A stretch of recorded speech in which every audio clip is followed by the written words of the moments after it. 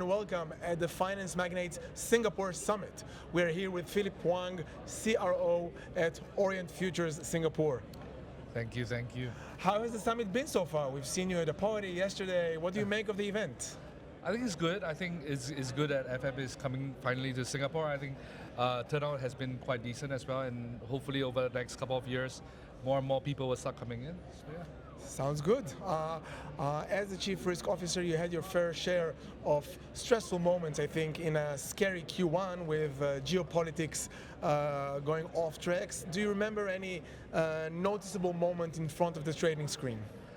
So first thing, I think obviously there was volatility across both the precious markets and as well as the energy markets. Now, but I think what stood out the most is, obviously most of our risk management frameworks were tested. Good, and touch with that, it has worked out so far so Stress well. tested. Yeah, I mean they were stress tested too. I mean correlations broke off. Most of our models acted as is, so I think that was good. The more important thing, I think it's relatively like something that I specifically identified out in Q1 that it's a bit more unique is people were kind of ready for the crisis that came, right? So I saw a lot more composure amongst the noise, amongst the trading desk, across the risk teams, across the dealing teams. So I think that was one of the key good takeaways that I had from Q1. Obviously, it's a volatile period. Volatility is good to a certain extent. So, but yeah, I mean, hopefully, if you play it right. That's right. That's right. And apropos playing it right versus wrong, you're just off a risk management private roundtable, and you mentioned that not all participants were risk professionals by decree. So my question is, did you learn anything from other participants in the trading ecosystem? Yeah, I think it's there's quite a lot of different facets of different risk subject lines that that we went through during the roundtable. Some of the things I think was a bit more interesting. It's around the areas of people risk management, around the areas of AI and technology that we talk about, and really to understand different businesses being at different stages in their business and how they're implementing risk controls is something that was quite enlightening. I do think, however, that one of the big comments that came up, right, was AI in itself is great, but of course AI plus human will definitely beat AI, right? So I think that is something that we are trying to comprehend how that works as well within our organization, because we have quite a fair bit of AI and automation that we're trying to drive in the current company ecosystem across different verticals. With the human in the loop. Correct. So, but making sure that you grow with the right level of governance, with the right level of controls in place, I think is where we are trying to slowly inch ourselves towards to see how that can be better implemented in the company. And even before the event, you were interviewed by financemagnates.com in a piece about Singapore as a center not only of capital and banks, but rather as an independent liquidity center. And you cited its resilience. How do you see Singapore's role in the liquidity game?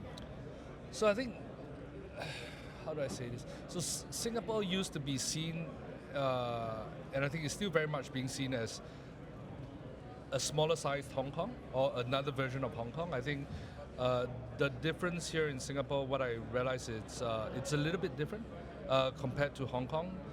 We are very much more institutional flows. There is a lot more price stability when it comes to specific currency pairs in SG1 or in Singapore in general. So I think ecosystem-wise, it's a bit differentiated from Hong Kong and as well as Tokyo. I do think that Singapore has the right regulations, the right regulators to ensure the continued growth, and I think that the key here is that Singapore is going to be poising itself based at the back of institutional sort of a background.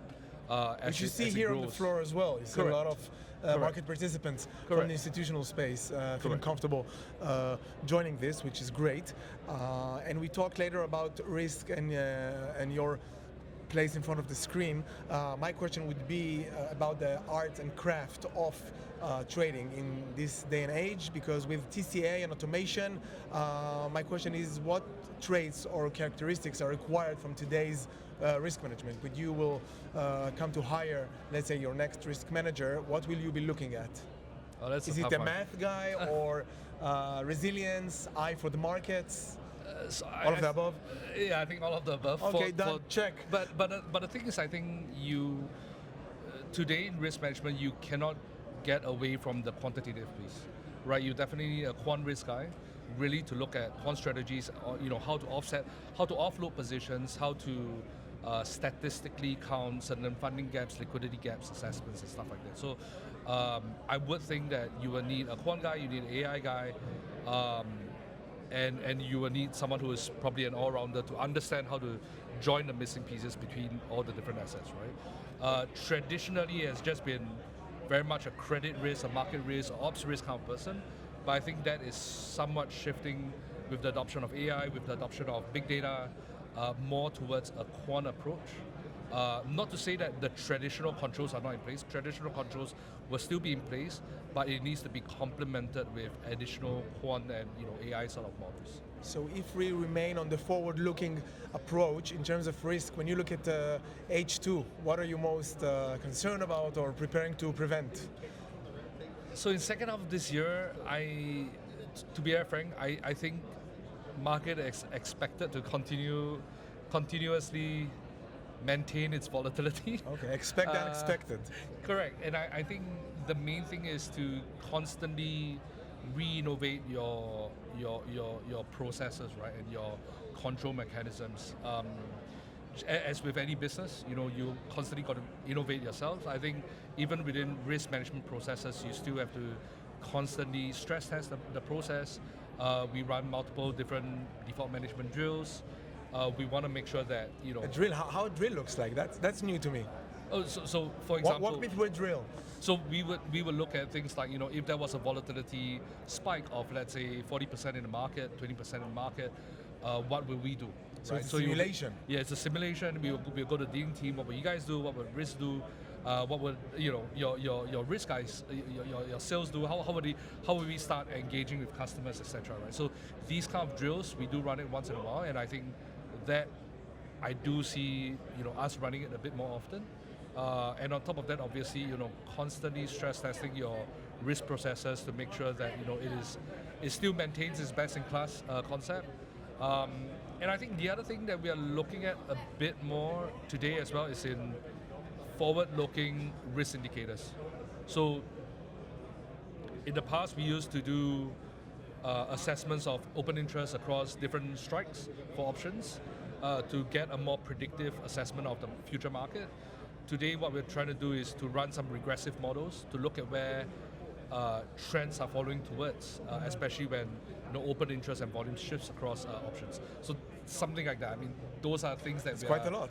Focusing a bit more for second half. Yeah. Well, for all the stress a chief risk officer has to do with, you seem to be quite composed. So thank you for these really informative answers, and see you here again next year. Sure. Thank you. Thank you.